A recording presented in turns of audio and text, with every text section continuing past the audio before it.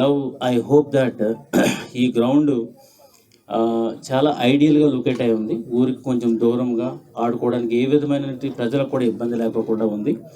ఈ గ్రౌండ్లో ఈ ఒక గ్రౌండ్ ఫామ్ చేయడం అంటే జస్ట్ జంగిల్ క్లియర్ చేయడమే కాకపోకుండా దానికి కావాల్సినటువంటి ఫెసిలిటీస్ కూడా మనం ఇవ్వాలి.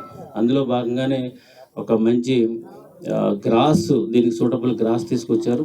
అదేవిధంగా ఈ water facility, under ground water facility కల్పించారు.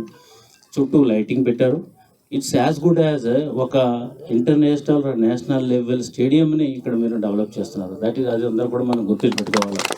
సో రేపు రాబోయే రోజుల్లో దర్శి స్టేడియం రేపు రాష్ట్రంలో నలుమూలలో కూడా వినిపించేటువంటి పరిస్థితి వస్తుంది.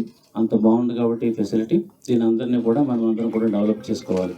మరి ముఖ్యంగా నా యొక్క పర్సనల్ అప్రిషియేషన్ టు మా తహసీల్దార్ గారు. ఆయన ఇంట్రెస్ట్, ఆయన యంగ్స్టర్గా ఉంటూ ఏదో చేయాలనే ఒక ఆలోచనతో ఇది చేశారు కాబట్టి వారికి ప్రత్యేక అభినందనలు తెలియజేస్తున్నాను.